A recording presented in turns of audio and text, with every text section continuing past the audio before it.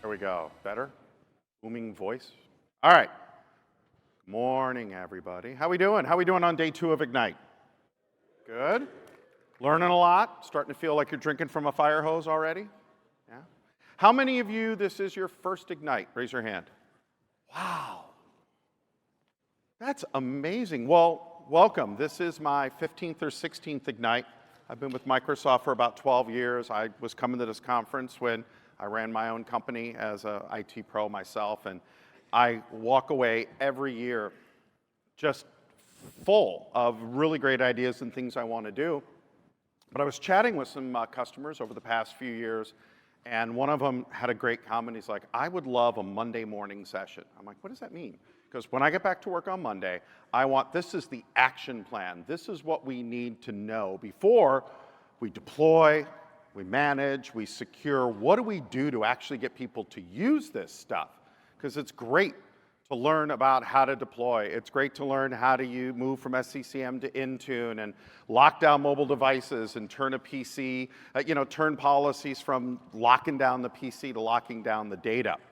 But if people aren't using the software, it doesn't do you any good. You don't walk away with a whole lot from that.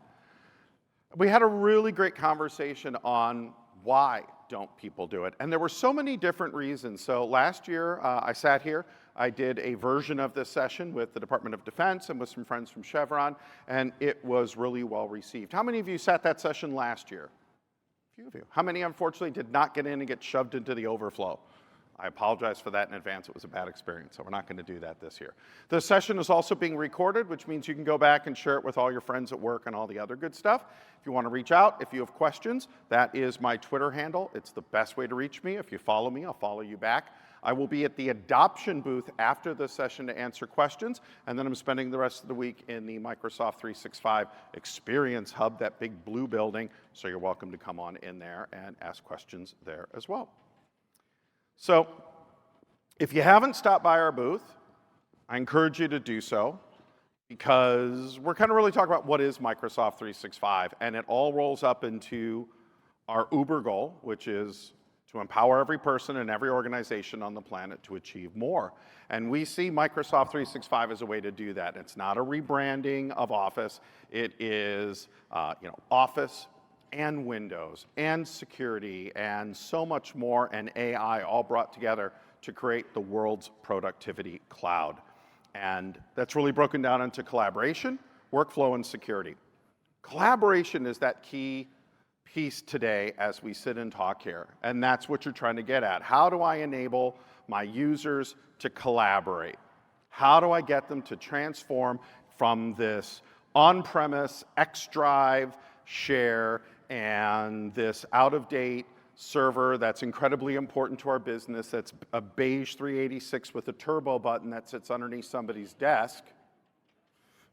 You're laughing because you all have one of those. And when you say, why do you still have that? We're like, the person who wrote that software is dead and we're afraid to touch it because it's really critical to our business. That's what does all of our billing. And you're like, oh my God.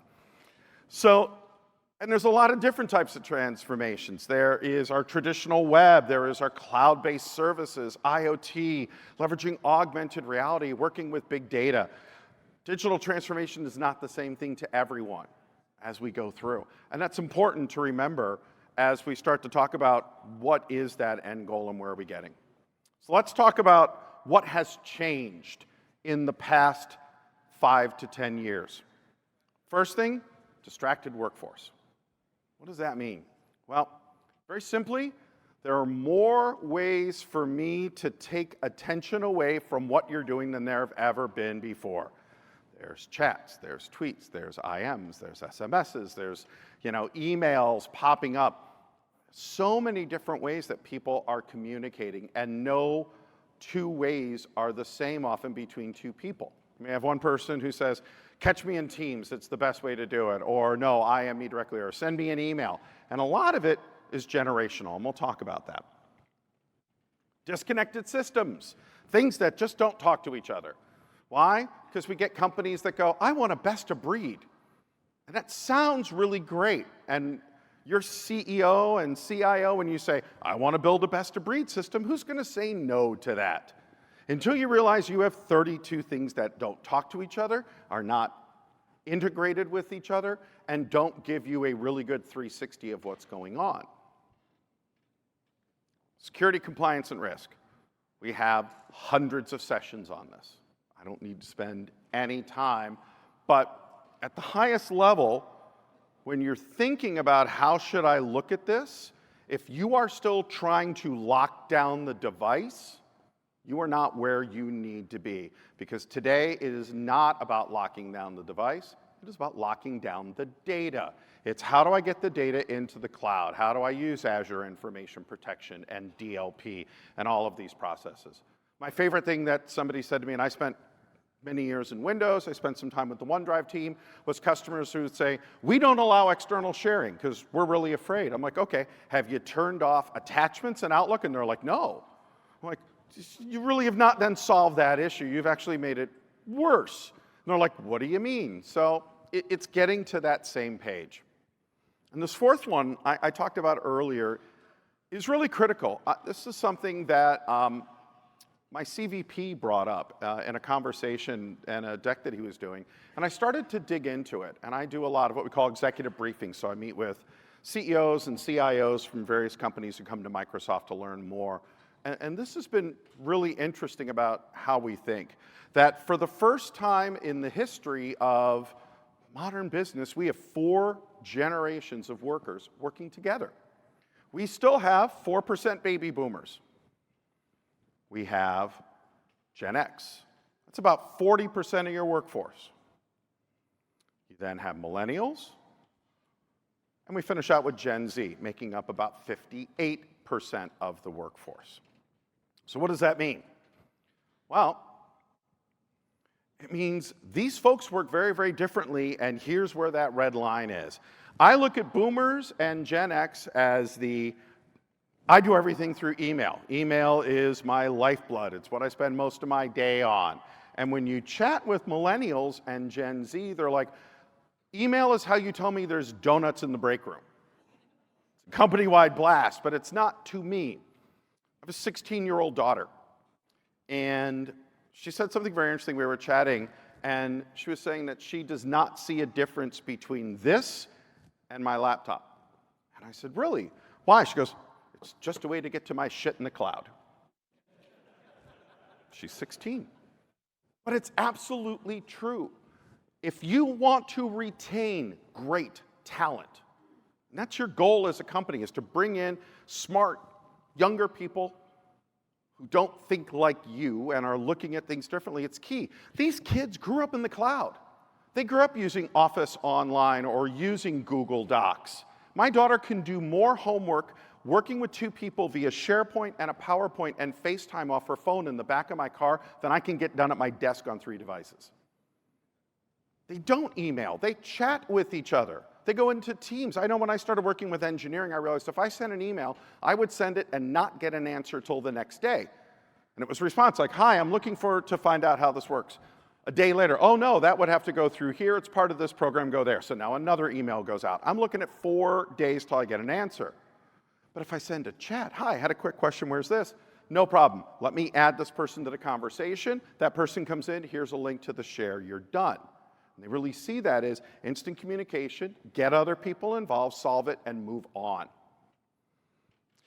If you're not leveraging a product that allows your workers to do it this way, and even more so, your folks who are older, who are resilient to that change and say, I'm just going to use email, I'm not going to start using that chat, I don't want to use it, I can't track it, I have 25 years of emails that I can pull up anytime at a push of a button to find everything that's ever happened, and you've all heard it. It's going to be very, very hard for them to keep these people down here, and these folks are the really important ones. So as you think about change, think about those generational differences. How they look at business, how they look at devices. Look at that for someone who still has a Q drive and is still VPNing in and has a big monitor and a still has got a server sitting at their desk or a really big laptop and is not going to meetings with a Surface device or an iPad and just taking notes and writing and moving between different devices, because that's what we see. So you want to make this change. So why do projects fail? So really interesting statistic I got from Gartner that talked about, for every $1 billion invested in the United States, $122 million was wasted due to lack of project performance. 75% of business and IT executives anticipate their software projects will fail, not succeed. That means many of your bosses are planning on you to fail. That's not good to go in with that sort of mentality. Why? Because they keep reading that 1 out of every 3 projects fail because of a lack of proper implementation, and most of all, from support from senior management. They're like, yeah, you go do that. But the C-levels, the divisional leads, the people who lead teams are not doing it by example. So when employees look at them, they say, well, if he's not, why should I? Number 2, again, why are these executives' phones going to fail? Because they've seen it time and time again.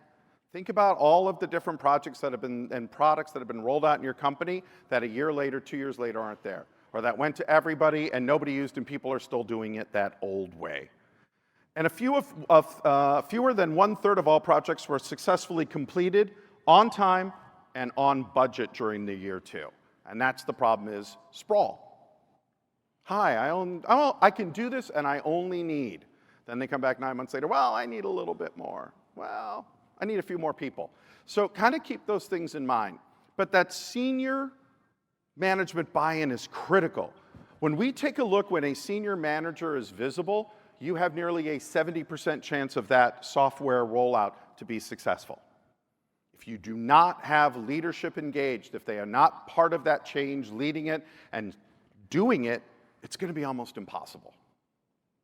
I'll give every minute if they want to take a picture. And like I said, this whole thing will be available, and the deck will be available for you too, so you'll be able to take this back to work and listen to me again and gnaw on it and chew on it. Where do we fail our stakeholders? Well, a lack of not articulating the need for change. Sorry. This is why we need to change. How many of you have honestly gone to all your stakeholders and said, hi, this is what's changing, this is going away.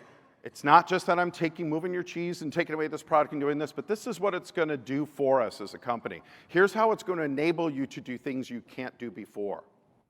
You're not giving the employees tools or the capacity for change. That includes training and training portals and mentors and change champions and after hours. You're just pushing it out and saying, hi, okay, you guys all now have Teams. I know how to use it, so you should know how to use it. It's not that simple. Not giving a clear vision, not only of the future, where we're going as a company and how this software is going to help us, but also what does success look like? Is it everybody using it? Is it everybody just using one feature? Why? Because often you don't have an action plan. This is what we're going to do and when and how it's going to roll out. And there's nothing worse than when I say, okay, we're going to roll out software, now how do we get people to use it? It's got to go the other way.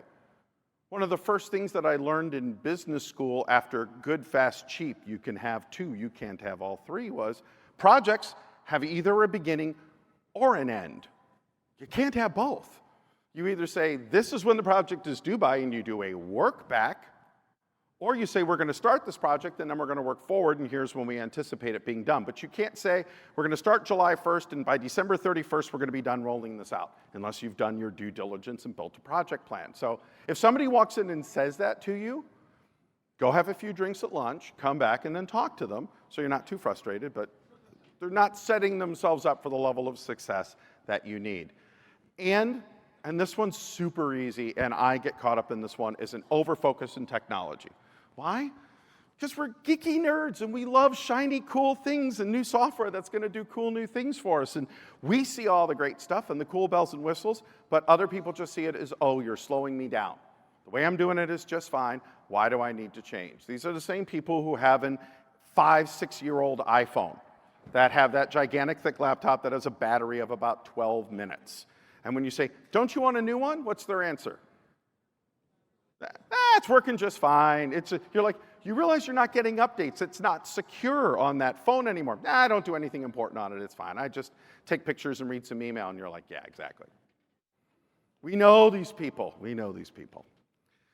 So what are the keys to success then? It is having the right digital savvy leaders in place. And if your leaders are not digitally savvy, help them. Get them to go to conferences like Ignite, to go to Gartner, start to find articles and share them, and get them to go to events where they're meeting other people within their own industries. It's super important. Building capabilities for the workforce of the future. We talked about how the workers that are coming in today expect to work. They expect to work from anywhere on any device. If they show up and say, I got a Mac and I want to use it at Starbucks, and the next person says, I have an Android tablet and I'll be using it from my car. Next person says, I have a laptop, but I only do everything through the browser. You have to be ready to say, great.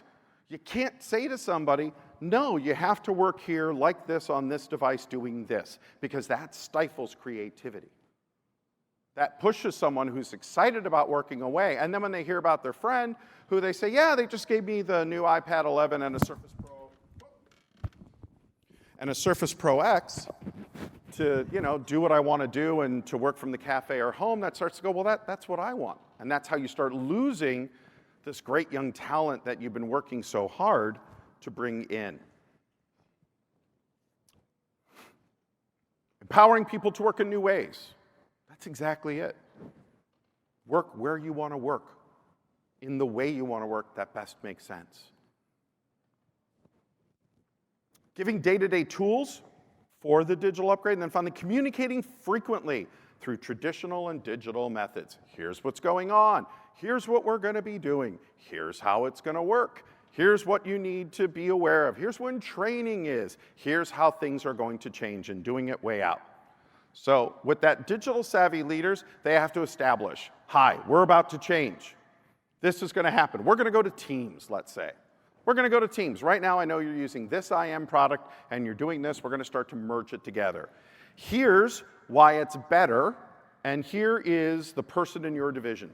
This part's so important that you pick one person from each of your different groups, sales, marketing, production, engineering, whatever, that you feel is somewhat savvy, and you say, hi, you are going to be our digital savvy cool leader, and you're going to use this stuff first. We're going to give it to you first. We're going to train you. Because when somebody says, hey, I can't do my job, I can't do this, when their boss or the person who leads that team says, yeah, you can, and I have been, and let me show you, rather than that person saying, yeah, all the people on my team can't get any work done, because you just have a group of 10 people in IT who've been playing with it and saying, it's good to go. It doesn't do it. Create a portal. Here is training. Here's the dates when it's going to go. Here's videos. I'm going to show you later a whole bunch of great resources that you can use to create your own custom training portal and campaign. Posters on the wall. Teams is coming. Get ready for it. Skype dies on this date, and here's what you're going to do. And have you had a video chat yet? Have you used an emoji? Hey, did you know if you really hated that meeting, you can use a poop emoji and tell everybody it was poop? Somebody out there is going to go, awesome, I'm on, just for saying that one. But whatever that is, new ways to express yourself, different ways to be able to work and communicate, a simple way to drop in a file. I say to people when, this is super powerful, and this is a real world experience where I say, what happens when you bring a new person into this project that you're doing?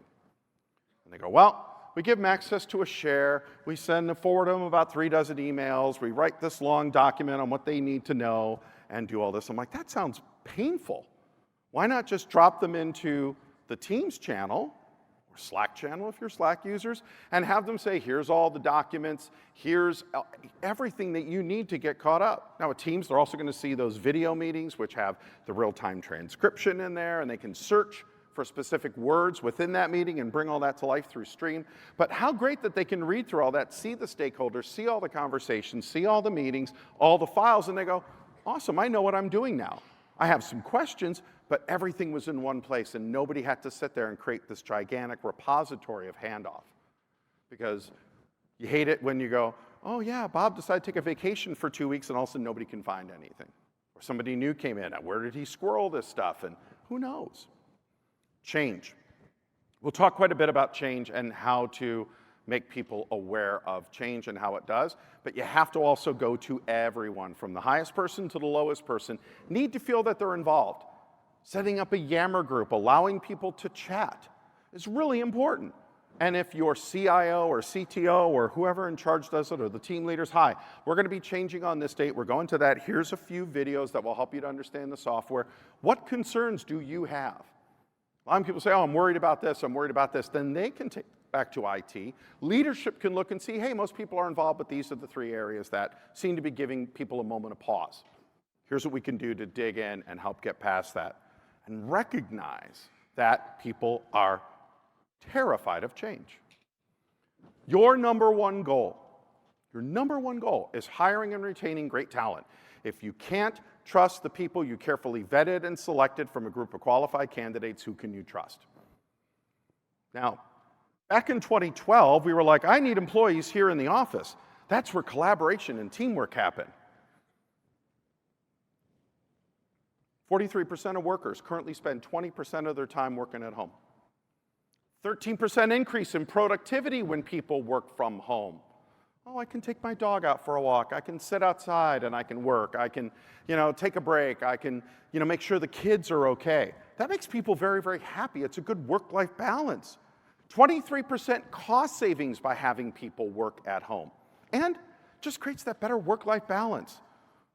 I do really well. I love it when I'm on a conference call. I'm sitting there with, my friend Tim over there, and Tim's in SoCal, and we're catching up and we're chatting, and my dog's at my feet, and she's just sleeping away, and we're chatting, and it's just a really nice vibe. And I'm really able to focus and do things because she helps to calm me when I get into a meeting where he says, this isn't going to work and you need to design a whole new piece of software for us, which we did do.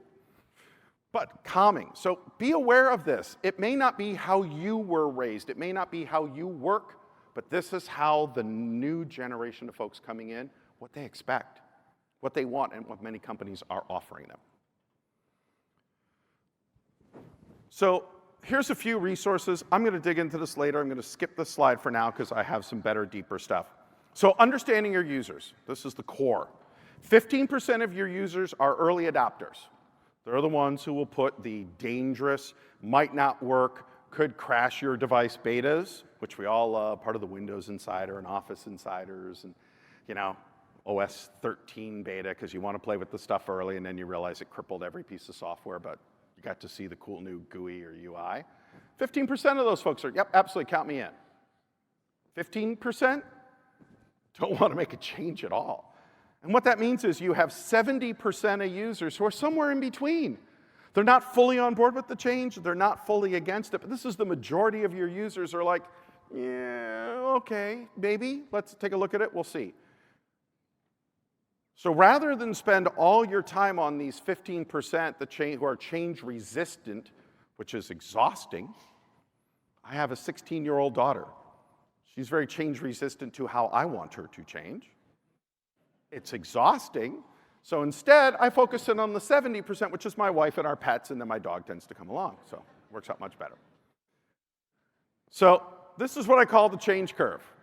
And I love the change curve, but I thought I would do something interesting with the change curve. Now for the next one, you can't take any pictures. Put down your cameras. No pictures for the next one, because I'll get in trouble. We're not supposed to use unbranded stuff, but I thought it made a much better point. Because a change curve is great, but you know what's better than a change curve? The Nicholas Cage change curve. So we start with, what is the first reaction when people have that we're about to bring out a new piece of software? Shock. I cannot believe it.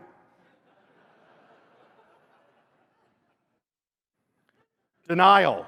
It will never work here. Frustration. It's management's fault. We never knew Nicolas Cage was such a versatile actor. Depression. I give up. This change is happening whether I want it to or not. The experimentation. Well, maybe it will work. Decision making. All right, let's move forward. Finally, my favorite. We've made the change. It's time to get back to business. Poe. We all go through these phases. Your users do. It's so important to understand that they're going to go through these different steps. Understanding that your users are going through these steps and understanding where they're at in this process is really, really critical, because it's going to help you to understand what you need to help them with and what you need to say to them at different times. So start your communication efforts early, 6 months before. Hi, January 1st. Hi, July 31st, end of H2, we are going to be making these changes. We're giving you plenty of, and what's great is we're going to put the current way you're doing it and the new way side by side. So you're going to get classes and you can start to play with this and start to spend more time in this, but hey, you still have this, so when you're really freaked out and you're in that, scary face-off moment, Nicolas Cage face-off moment, you're going to be ready to do that. Use a targeted mix of communication channels. We already talked about how users work differently. Email, posters, meetings, videos. People react to different things. So take a look at how you can target this communication and what works best for the different audiences. Inform, but don't overwhelm. Do not send out an email this long. I get these sometimes from our executives. Here's all the change that's happening and why we're doing it. And you're like, gah. Instead of, we're going to be doing some change. Here's how it affects you.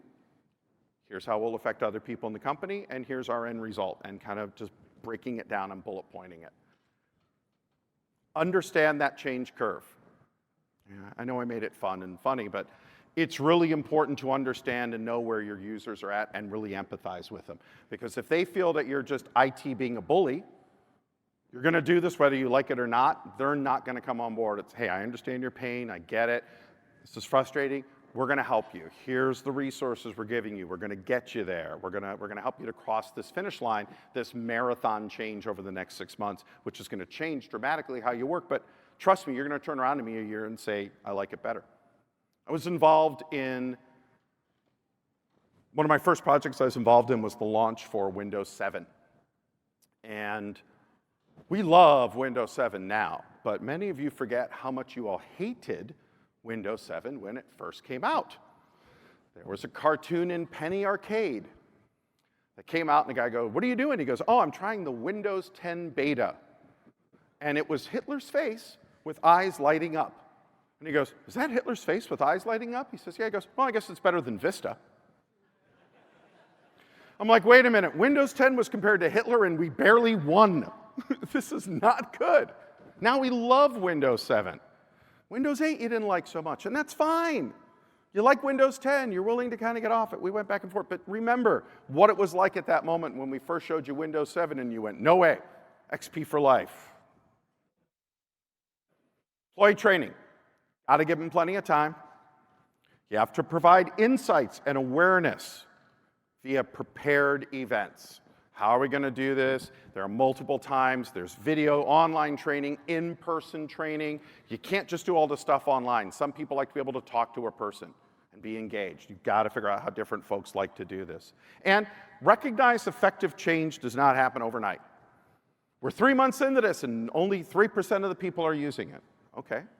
What do we do to amplify that 3%? What's our next targeted 3 to 6% that we want to hit on? This doesn't happen overnight.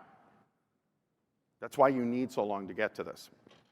So I brought up 4 areas here, and I'm going to switch to my browser here in a second, that are really valuable and effective. The Office Training Center, our Office Video Training, our Quick Start Guides, and our Resource Hub. These are all free resources.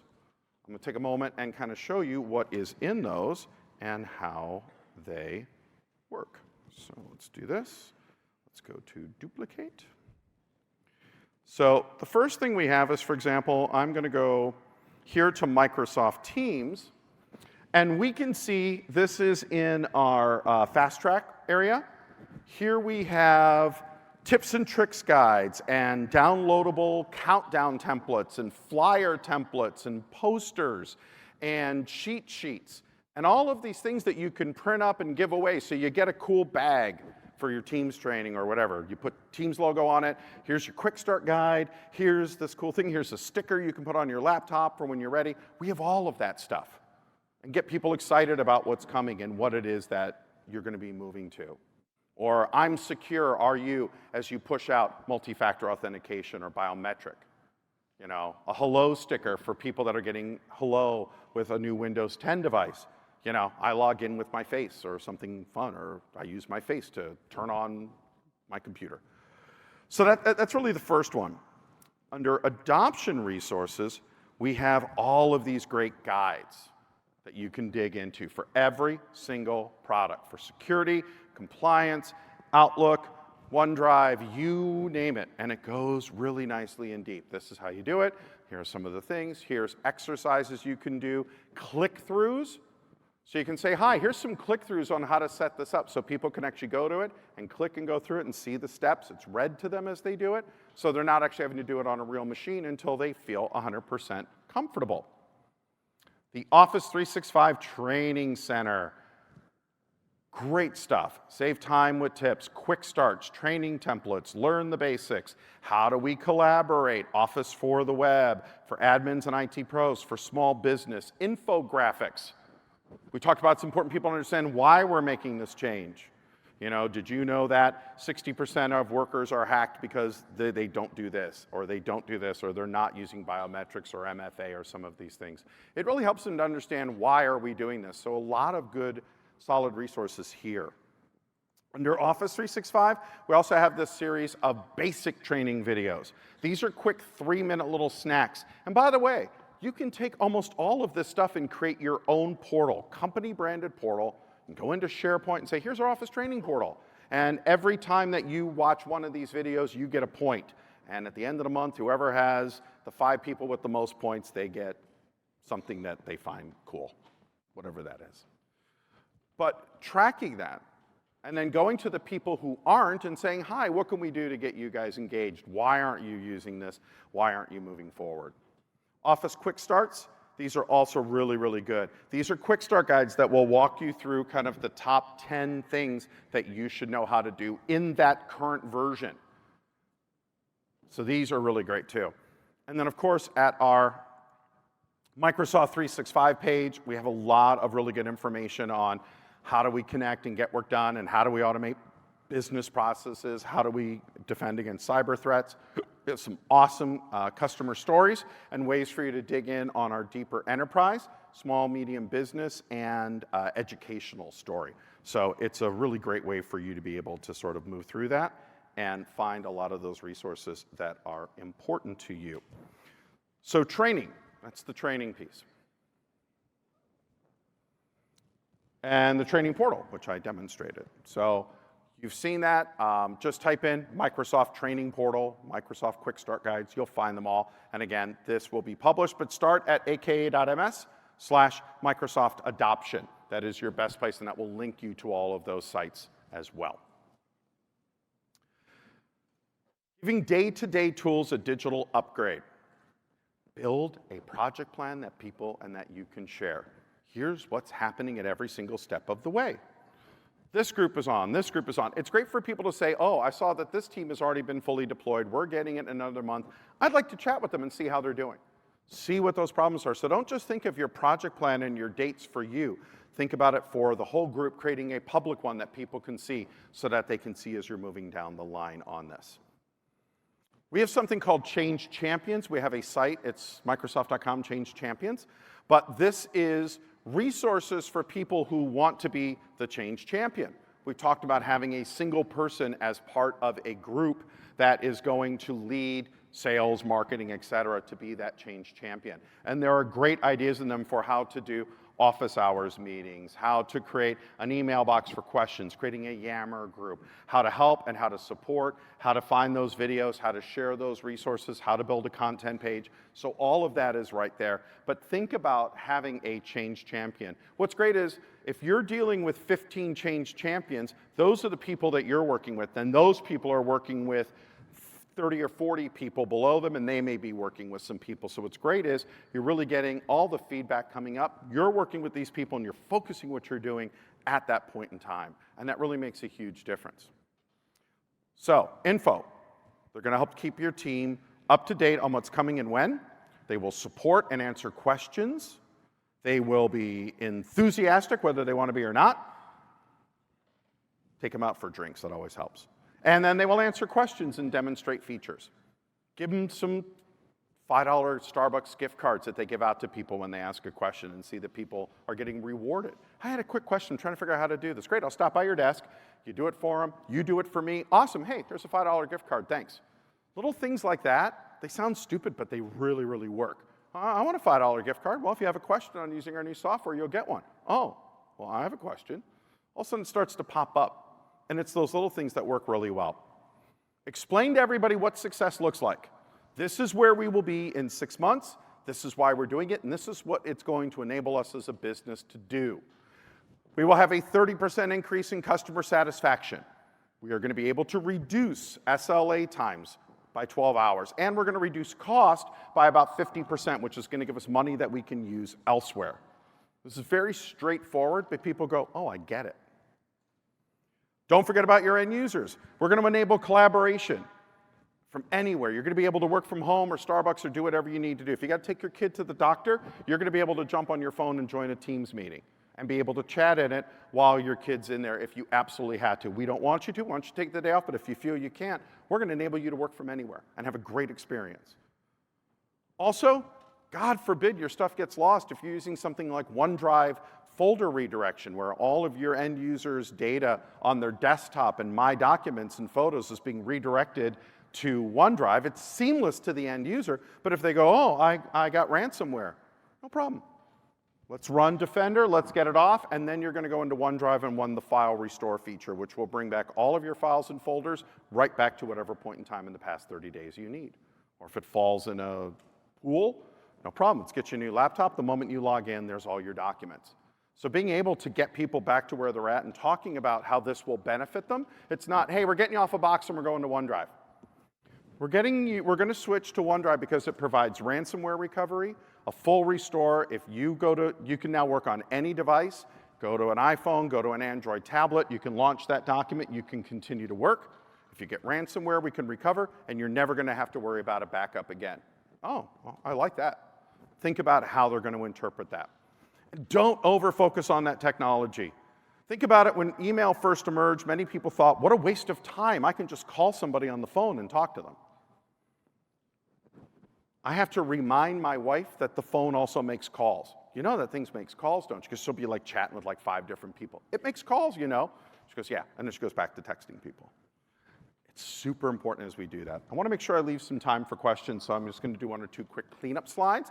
I'll answer a few questions, and then I will be at the adoption booth right next to the Microsoft 365 Hub, the big blue one, which I'll be in right after that. And I'm happy to sit and chat with any of you, but let me show you the last few resources. We have some microphones for questions, and we got about 7 minutes. So find your community, make a difference, become a champion. Check out that adoption resource that we talked about, and install the Microsoft 365 Learning Pathways as your customizable training portal. In our booth, we have a really cool hands-on experience. We're showing individual, team, and organizational productivity. And if you go through one of the demos, you get one of these stickers. We have people walking around. If they see you with one of the stickers, they might give you a gold sticker, which gets you into the park an hour early, VIP experience, fast-tracked on any 3 rides you want, and a really cool special meal before anybody else gets in. So you want that one. And of course, we have some great activities. Today at 4, we're going to have both today and tomorrow. St. Luke's is going to be in our booth and talking about their transformation, which we talked about during Satya's keynote. We have some really great theater experiences and things like that happening over the next 2 days, so make sure you check that out. And again, a ton of stuff in the deployment adoption track. So for those of you that have questions, I have another 5 minutes. For those of you who have to leave for another session, feel free, please fill out your surveys. Before we do questions, was this valuable? Did this help? Awesome. Awesome. All right, if you have questions, come on up to the mic. We'll do it that way until we run out of time, and then we'll see you back at the adoption booth. For those of you leaving, thank you so much for joining me, and have a great day today. Can I go back 1 slide? Yes, I can. To that one? You got it. Yes, sir.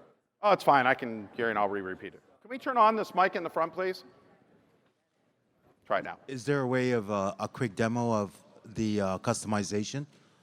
of how to set up your customized training? Yeah, when you get there, it'll actually show you, it actually gives you a template for the training portal and what you might want to drop in, and there's some different ones for different So industries. how do you get there? Sorry, I missed that part. If you go to the adoption tools, you'll see training portal, and you'll see the one for SharePoint. It's a little further down the page. Okay, thank you. Also, stop by the SharePoint booth. They can tell you how to do it as well. Yeah, okay, thank you.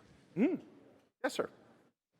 Hi. Do you have specific training for IT help service desk? There is training for IT Service Desk at the bottom of the Microsoft 365 site. You saw IT Pros and Help Desk. That's a great place to start, and most products. We also have something called the Customer Immersion Experience, or CIE, which is a great way to do that. And on our what used to be demos.com, we now have it's now CDX. I have a full run through of all of the different demos, so it's a great chance for IT to go in there, see how things work, and then there's also how to set this up, how to manage it, lock it down. So check out CDX. It's a great place, or the old demos.microsoft.com, and you'll find tons of that there. Thanks. Yeah, absolutely. Hi. So do you have go-to-market materials according to use cases or personas, according to, let's say, the different ways of working of the different profiles that we saw? I don't know. That's a really good question. I know we have a lot of case studies, and it will often include how they did end-user training. Folks, go on down over to this one, because I don't think that microphone's on. I apologize. And we'll let you get in front of the gentleman there since you're already in line. In our case studies, a lot of that is covered, but I don't know if we do or don't. Stop by the hub a little bit later on today, and I'll see if I can find out if we have something like that. Perfect, thank you. We probably do somewhere, and I'm just not aware of it. Thank you. Yes, sir. Thanks for the session, really good. Is all this great stuff also available in German? Is all this stuff, yes, most of it is available in German. Like the learning tools are available, most of them in 26 languages. Great, thank So you. You should be able to find it. Hi. Hi, thanks for the session. So Thank you. we typically have a really good response from teams. Up towards the mic just a little bit. Yeah, sure, sorry. We have a really good response when we demo the product, and Mm-hmm. people get excited, but we have a really hard time asking people to dedicate the time that they need to actually fully learn the product and understand really what it can do, especially senior leadership. It's almost impossible to get them to dedicate the time. Do you have any tips on how to show them that the time is really worth their while, or tips on how to really make a short, effective burst of learning or adoption? We often get our management will say, you've got a bunch of trainings due for compliancy, this and that. We are going to block out 2 hours on your calendar, and we're going to say nobody schedule meetings during this time period. So maybe once every 2 weeks saying, we're going to have 1 hour, 30 minutes spent for training, and then 30 minutes for you to go through. This is comes from your leadership. No meetings, no nothing else. This is time expected. If you don't get everything you have to get done that day, that's fine if it was because of this. But that's part of that senior leadership buy-in that they need to say to folks, we're giving you time to do this. We're paying you, so there's no excuse. We expect you to do that. And if you're not getting up to speed, we're going to take a look at, hey, we gave you these slots. Why didn't you use them appropriately? How about up that level? How do you get the senior leaders to actually put that time in? That's the hardest part for us. The hardest part for that, and I agree, and for them it's, if you're not using this, no one else will, and I'm going to waste your money. I don't want to waste your money. This is what the software is going to do for. We talking about here's what it's going to allow us to do. This is our vision. You said this is the vision you want to hit and do. You've got to be out there in front. For example, when I get on meetings with our leadership, they turn on their camera because they want everybody else to. Why? If your camera's on, you can't be doing something else. You're actually paying more attention. You're waiting to see what's going on, not just waiting for your name to be heard. It makes a difference. But if they're not doing it, no one else will. So it's those little simple things where you're taking a look and say, hey, I noticed you're on this today. If you could do this or do this, we're really focusing on this. If you could do 1 or 2 using this, that would be great. So sometimes you may have to coach some of them. You'll find some people jump on it quickly, some don't, but it's reminding them, I'm spending your money and I want to get the most out of it. Thank you. Yeah, absolutely. Great question. Terrific session, you. grounded, based in real-world experience with no buzzwords. Love it. Hey, Tried so to you take had all that mentioned- marketing out of it, so I appreciate that. Speaking of marketing, so a lot of my job as a CIO is marketing these tools and doing sales. When we go to the Microsoft swag store that is available for customers, Yeah. there's nothing out there. It's all old and dated. Here's what I recommend for Need that. swag materials for all these tools. And I Yes, just wanted to most give of you the that. individual teams do. So reach out to your Microsoft rep and say, we want to do a Teams event, Power BI event, whatever it is you're doing. Can you please connect us up to get some swag? They will reach out to the teams, and a lot of stuff you see here at Ignite or things like that they'll do. And for our bigger customers, we've actually sat down and said, you know what? We'll give you all the branding stuff. You guys can add your logo to it, you know, whatever company you are, and you can kind of build your own. Just send it to us and we'll approve it, and you can do that. So talk to your AE that you want to do this, and you're really looking to do something special if they can connect you with those teams. And they will. And the They marketing had people are difficulty happy to help. finding the materials, to be quite honest with you as well. I've asked. So put it in the adoption center and make a store. Okay. Cool. Thanks, Please man. stop by the Adoption Center booth too, and we'll make sure you chat with somebody there because that's their job, and we'll pass that on directly. So that would be great. Awesome. Any other quick questions? Yeah, just That mic isn't on, but just go ahead and call it out. how would Oh, you it is. differentiate Office 365 and Microsoft 365? That is a great question. Come to the Microsoft 365 booth and we will show you. It's not just a rebranding of Office. It's now Windows and Office and security and more.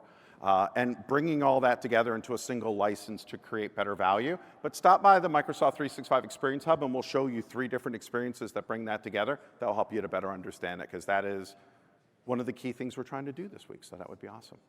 Excellent. One last question, and then we are out of time.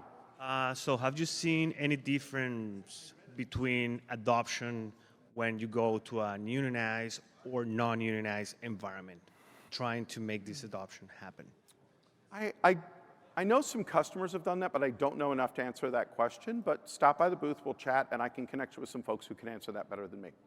So, excellent. Thank you, everybody. Have a great show. Stop by the booth. Awesome to see you all.